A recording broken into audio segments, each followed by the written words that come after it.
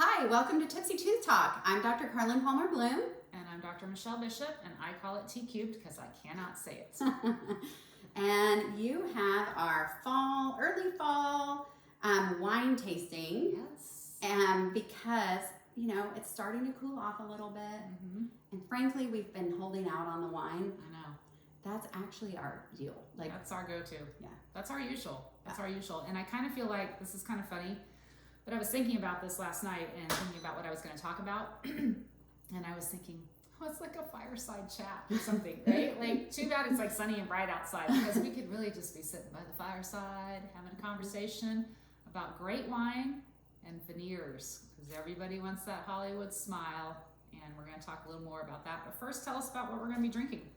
All right, so I have a favorite Pinot, and it is Davis Estates Pinot Noir, and this one happens to be a 2018. I've had the 2017 as well. Okay. And I don't know how to pronounce this particular area in Napa. It's Carneros. Okay, there you go, Carneros. Carneros. Yeah. So, but I really have enjoyed all of the wines I've had from Davis Estates. Now, maybe not the best choice for Tipsy Tooth Talk in the sense that this isn't easy to come by. I had to join the wine club, but maybe in other parts of the country, Maybe so. it may be more available than it is in Texas. But I'll tell you, I have not had a wine from them that I don't like. And honestly, I'm not a huge Pinot drinker. But our friends, we have a supper club. Yeah. And our friends gave me a bottle of this for my birthday after I had recommended. They have a Howell Mountain Cab. Oh, that is good. It's to die for. And so I had recommended this to one of our supper club friends. Whose son's name is Davis, and that was her maiden name. Mm-hmm. So she, Davis Estates. Yes. So she went and Hey, Erin, I got a bottle of this from Erin and Andrea for my birthday. Nice. So, and I loved it, so I joined the wine club. Am I about to spill? Yeah, okay. So she's going to use our Fancy Nancy decanter. Yes. Do you want to say anything about that? Okay, so this decanter, what I love about this, I wish I had looked up what it was called. I don't know what it's called. However, let me just say this. They're readily found on Amazon, because I have shipped these to friends as gifts, like all over. And I just get them off Amazon. On Amazon, they run about somewhere around the $50 range. But this is the best dinner party circus act you could ever pull off. And the first place we saw it, we were at Supper Club, and we went to a local restaurant here in town, and they decanted our wine like this tableside, and we were like, Frederick's Bistro. We were like, what just happened here? So, did you buy ours at Frederick's Bistro? Yes, ours are from Frederick's. So the cool thing about this is that we're going to flip this over. It always makes me nervous. And it's going to decant all the way into the bottle. But then super cool, we're going to flip it back, and it's going to go right back into the bottle, because sometimes some of you, not us, but some of you don't drink the entire bottle in an evening. And maybe you need to recork it, or maybe you need to take it home. But that's why they did it at the restaurant, was because, if you don't finish the bottle of wine, they'll put a cork in it, and you can put it in the back of your car and take it home. And so it was a really cool feature of that restaurant. But what I love about it for dinner parties and stuff is it's just a fascinating, like icebreaker if you don't know some of the people coming or something, to have, be sitting around and people are around the island and you're decanting a bottle of wine. They're like, what the heck are you doing? Let me tell you about it. So it takes a little bit. Have you seen that meme about, did you know you could put leftover wine in ice trays and make popsicles? And it's like, Why? What's leftover wine? We don't know about these things. We do not know. Didn't they say this ages it like 5 years or something? Yes, so this is opening up this wine. This is aerating it. And then we're going to get a double whammy when we flip it back over into the bottle. Look at that. How cool is that? I love this thing. I gave it to some friends. Hi, Paige and Mike. She gave one to me. And Mike packs it up and he takes it to friends' houses when they're going over and they're taking a good bottle of wine, because he loves the fact that you can put it back into the bottle. I mean, I don't know of another decanter that does this. Usually you're just pouring it into like a nice crystal decanter like we had at dinner last weekend. Yeah. Although that one was for sediment. So I'm not sure that if it's a wine that's going to have sediment, that this is exactly what you want to do. Probably not, so then you're just putting it right back in. But yeah, that was a good wine. At any rate, look at, I mean, this is like the coolest thing ever, don't you think? And it's going to bubble down. Boop, boop, boop, boop. Now, here's the one thing. I have a little paper towel handy because when you pull up, sometimes it'll pop a little bit, and sometimes you'll get a little bit. So if you're wearing like a really nice silk shirt or something when you're doing this, make sure you have a little something around it. So now you can just pour straight from the bottle. You don't need an aerator. You don't need anything like that. You've done all of that, and it's back in your bottle. You could cork it right back up if you need to, but we are not. We are going to drink this. So, I should, here, you try it first. Let's switch glasses. Oh, these glasses, by the way, they are made from recycled materials. Oh. Maybe not the absolute best for wine tasting to look at color. Okay. But I wanted to use them because this won't be the only wine tasting we do. No. And my son gave me these for my birthday. Oh, nice. They are made in Mexico from 100% recycled materials. Good job, Briggs. Isn't that lovely? Okay. So I told him I would use them. Okay, so pour some for you. We'll try them together. Okay. Okay. All right. So for a Pinot, cheers to beautiful smiles. Cheers to beautiful smiles. So Pinots are a little different. They're kind of supposed to be the everything wine, right? Like, so people who generally only drink white wines because they're easy and they just go down, they're light. People who feel like cabs are so expensive, or I've heard people say, I'm not fancy enough for a cab, or everybody's fancy enough for a cab. Let me just dispel that one for you. You are fancy enough. You are good enough for a cab. But today, Pinot. Gosh darn it, people like you. Yes. So Pinot is a lighter take, and it can be, people have gone away from pairings in general, but people who still like to pair, and honestly, some foods do bring out better flavors in the wine, and some wines bring out better flavors in the food. You can drink whatever floats your boat or suits your fancy with whatever you want to drink it with, but Pinots are kind of known for being able to go the whole gamut. Right. So they're really nice for when it's not really hot outside and it's not really cold outside, and you want a little more full flavor than you would get. Today. Yeah, than you would get from like a white wine, but maybe you don't want the heaviness and the full body you would get from a cab. Pinots, that's what Pinots are for. It's Pinots are a little more fragile grape. They're actually a little difficult to make, I've learned. And they're really, a lot of us have heard of Pinots from Willamette Valley in Oregon. Right.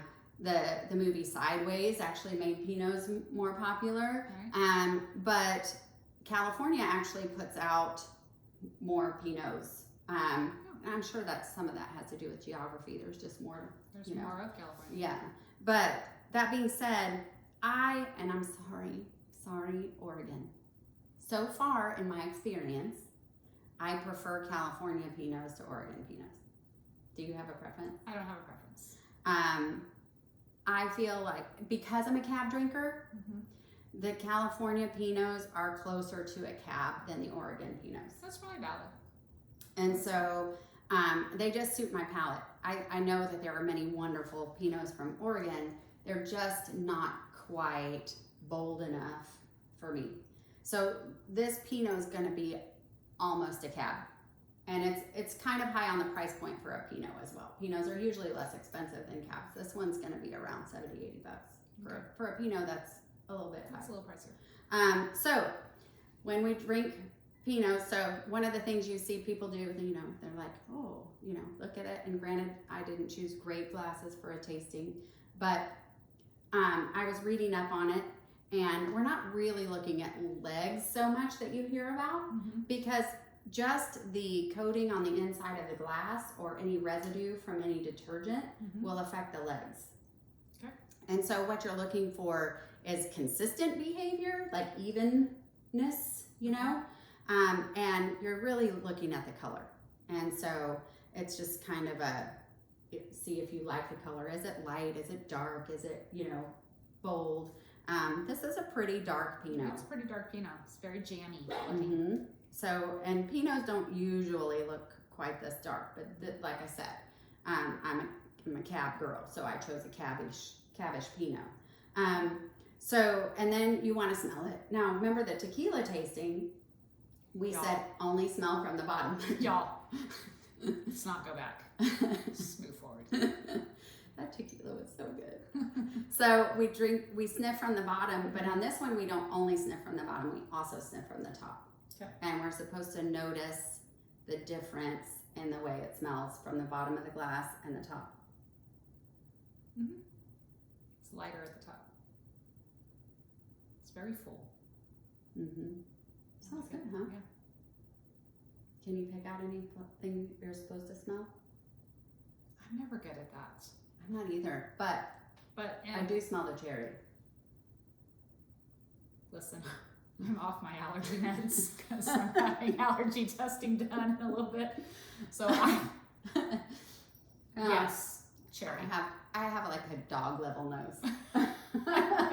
For 7 days, I've had to be off my allergy meds, y'all. It's not a good thing in Texas. I can smell if somebody new has been in my house. Listen, that's a whole nother talk, okay? Can we just taste this? Oh my word. Yes. So then when you put it in your mouth, you're supposed to hold it in your mouth for a little bit before you swallow it. Yes, I'm good with wine tasting. I'm good with. Well, I know, but we're supposed to be telling our friends. I know. Okay. We'll hold it in your mouth for a little bit. Let it touch all the parts of your tongue, so you get the sweet, the bitter, the salty, all of it. The tongue is working. Taste, smell, not so much, but that's lovely. Isn't it great? It's good. I mean, it's just all around. Here, I'm gonna give you some more. That's fabulous. So yeah, Davis Estates Pinot. Like we said, a Napa Pinot is going to be heavier than an Oregon Pinot. So know what you like. If you like lighter weight wines, a Willamette Valley Pinot would be great for you. I want to go there. I've been, it's lovely. Oh, have you been? Oh. The Allison Inn, fantastic. Nice. Look at all these shout outs everyone's getting to. Yeah. All right, well, let's talk about, here's our fireside chat for today with our red wine, and everybody wants to have that Hollywood smile. Let me tell you what this ring light that we're using right now and Zoom has done to our culture in 2020 and 2021. I experienced this yesterday, y'all. I never do Zoom. I never have to be on Zoom. I'm a dentist. Like, you have to come see me. But I Zoom all the time. Really? Never. I had 2 back-to-back Zoom events yesterday, which was super random. But at any rate, I now understand why everyone is, honest to God, I didn't know why people were coming in going, I'm on Zoom and I'm seeing myself. Oh, yeah. And I don't like the way my teeth look. I'm like, y'all are crazy. Okay, well. That's why I got Botox. Okay, well, yesterday I was on Zoom and I was like, oh, wow, this is not flattering. Okay, so everyone's coming in asking for cosmetic dentistry. Because they're seeing themselves on Zoom and seeing the unevenness of their smile or the dullness of their smile. We've already talked about whitening. But, you know, if there's irregularities in your teeth and you don't like the shape and all of that, people are asking for that Hollywood smile again. And so I just wanted to quickly touch base on what veneers are, because a lot of people have questions about them, and there's different ways to do them, and that could be a whole nother segment, but this is just a high overview of it. So veneers, what I try to tell people immediately when they ask what that is, and I think you can see this because I kind of tested it out. Do you want me to hold this up too? Sure. But I equate a veneer to a fake nail for your tooth. Like, remember the old 1980s, and they're coming back in style, Lee press-on nails? I do. That's what a veneer is, but much nicer. Okay, so, you know, those things would pop off and everything, different colors, didn't quite fit. But what happens is when you come in and you want to have some veneers done because, and I have this one, I hope you can see the color difference, that these are yellow and the two are white, that someone has a concern about, you know, a couple of teeth.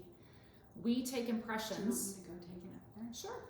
We take impressions and we send that to the lab and we ask them to wax up what it would look like. Because for me, in my office, I'm not just going to see somebody and immediately put a handpiece to their tooth and say, it's all going to be good, trust me. Because everyone has different expectations and we need to make sure that our expectations and our reality are on the same page. And so we take impressions, that goes to the lab. So this person had a concern about these teeth. We send it out to the lab and they send it back to us all waxed up, showing us exactly what it would look like, you know, if we were to do this. So then my patient comes back in, we sit down and I say, Mrs. Jones, here's where we started. This is what we can do. You know, is this what you were thinking of? Is this what you were expecting? Is this what you want? What do you like? What don't you like? And we have that conversation. And if everything is good, then we move forward with the appointment and we begin to prepare the teeth. So the day of preparation, we are actually, and I'm gonna hold this back up again. You can kind of see how we have to take a little bit off the front of the tooth. So again, think of that Lee press-on nail, but we're taking very little, I'm talking millimeters, y'all. You wouldn't know it, but we do. And we prepare those teeth, we take some impressions. Here is a copy of my wax up, and so I make a clear stent. I should have popped this baby off. Here we go. I make a clear stent so that at the end of my preparation, I pop this into the mouth and I make sure I have clearance, which means do I have enough room for them to make that veneer? But then I also use this to make an exact replica of what the wax up was in the temporaries. Because I don't know of anybody, there might be a few people that can do one-day veneers, and those are probably not porcelain veneers. Those are tooth-colored, you know, bonded veneers. I really don't know of a whole lot of people that are milling in office same-day veneers because it's a true skill for the lab tech to make these. They are so thin that when you hold them up, you can actually see light through them. That's how thin they are. I remember Dr. Bargy used to refer to them as a contact lens. Yes. Oh, Dr. Bargy. Aww. Hey. Okay, so contact lens for your tooth or my Lee press-on nail. You know. He's probably cringing. Anyway, so you leave in temporaries, and so I use a clear stent to make those temporaries, and you leave with those in place, and then the lab gets our impression. It kind of looks like this, you know, where things are cut down. They make that porcelain veneer. You come back, I take the temporaries off. We try those in with try and paste, sit you up, make sure you like everything before we cement it. But that's kind of the process of that. And I have a lot of people ask about it and they're interested in it, but they think it's going to be like, can you do it today? And no, it takes some planning and, you know, and having you involved in it because you're seeing something you don't like when you're on that Zoom call or in a photograph. And so we want to make sure that we're meeting your expectations. And so what I always tell people is be a little patient with me. We're going to get you what you want, but we can't, it's so important not to rush the process. We're all in a society of instant gratification. And so should you have an event coming up, you know, like, oh, well, I have a wedding next week and I want it done. Okay, well then porcelain veneers are not what we want to do right now. Let's get the wax up, let's get some temporaries on there so that you're in some nice looking, but your actual porcelain veneers are going to take some time. And so if you have questions about this process, talk to your dentist about it. Start planning for it. If you know you've got that 30-year class reunion coming up next year, please don't wait until 2 to 3 weeks before that and think you want to have something done. It's not that quick of a process. It's a beautiful, beautiful end result, but it takes some time. And so we have lots of patients we've done this on, and I get like giddy and happy when I put these in. I really do. I get so excited. Now, I get super nervous the day I'm putting them in because I want everything to go perfectly, but when they're in and that patient sits up and looks in that mirror, I mean, tear. I mean, it's just, it's the whole gamut of emotions. And that's why we do what we do, because you're truly changing someone's smile, their whole, you know, self-confidence, their outlook on things. Depending on how bad I mean, there are people who don't need veneers that want them. Right. But the people who really need them. I mean, I was a general dentist for 9 years. It's just good. Yeah. It's a good feeling. It's a good feeling. You know what? I delivered veneers the day I went to the hospital when Clara was born. My water broke and I delivered the veneers and then I went to the hospital. Sorry. Luckily for you, I'm not having a baby ever again. But wow. Yeah. Well, I mean, badass, right? That person should like have named their next child after you. He was like, "Are you sure you're okay?" I was like, "I'm gonna have 6 weeks off after this. Do you want your veneers or not?" Wow. So we did it. I have a question for you. Yes. So what happens if I come to your office with a picture of Simon Cowell's teeth and say, "This is what I want"? Well, again, that's the beauty of doing the impressions and seeing what your teeth would actually look like. And we actually have some software where we can take pictures and then kind of superimpose teeth over it. And you could kind of see that Simon Cowell with his kind of square teeth is not very feminine. It's not very flattering on your face shape. He's a very square, angular kind of guy. And so the other thing too, and I didn't bring it, is we actually have a book that you go through and look at the different smile lines. You know, you wouldn't think it. We all think teeth, and we just think they're not chiclets, y'all. There's different shapes and sizes and thickness. And so you go through and you can kind of look at, oh wait, this is what I like, and then we select that particular style, and that's how the lab waxes that up. Thanks for mentioning that. You're welcome. And then we sit down and we look at that. So that's cool. Yeah. So that's. I've been out of the veneer game for a long time, so it's good stuff. It's fun. It's fun. So thankfully, when I was on Zoom, I did not feel like I needed veneers, but I definitely thought I needed to brush my hair a little better and maybe put on some makeup, which I did not do yesterday at all. My first Zoom meeting was like 3 or 4 hours long. Oh. I'm on a lot of committees and boards and stuff. And I felt so vain and self-absorbed because all I could do was look and be like, oh my Lord, look at what? I really look like that? I know. I had to switch the view off myself because I was just staring at myself and not staring at the person who was talking. But now I get it. Honestly, here's the funny thing is I've been listening to this for over a year and I was like, what is up with people? But I haven't been on Zoom until really yesterday when I had back-to-back. And I was like, okay, I get it. I understand the whole lighting issue. I understand raising your camera. I understand wanting to, and so I understand why people now are coming in and saying, I don't like the way my teeth look. And so talk to your dentist. You know, whether it's a porcelain veneer, whether it's a tooth color bonded veneer, that they do chair side, crowns, you know, cosmetic dentistry can make a world of difference. So. Awesome. And it really is rewarding. It really is. I do miss that. It makes me I mean, I do it. I do it. We talked about the ZR crowns.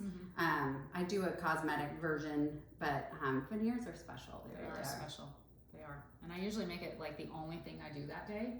So if you're getting veneers with me, you're typically my only patient that day because I want to dedicate the time and my focus to it. And then the day I deliver, I try to do it first thing in the morning or first thing in the afternoon and make it the only thing morning or afternoon because I just want to sit back and have my own little emotional moment when they go in and look beautiful. With a glass of wine. Just kidding. Well, and the nice thing is, you know, with porcelain veneers, if you're having some red vino, you know, unlike tooth colored stuff, you won't get as much staining. So anyway, but thanks for sharing the lovely Pinot. Oh, you're welcome. Well, thank you guys for joining us and cheers to beautiful smiles. Cheers to beautiful smiles in our fireside chat.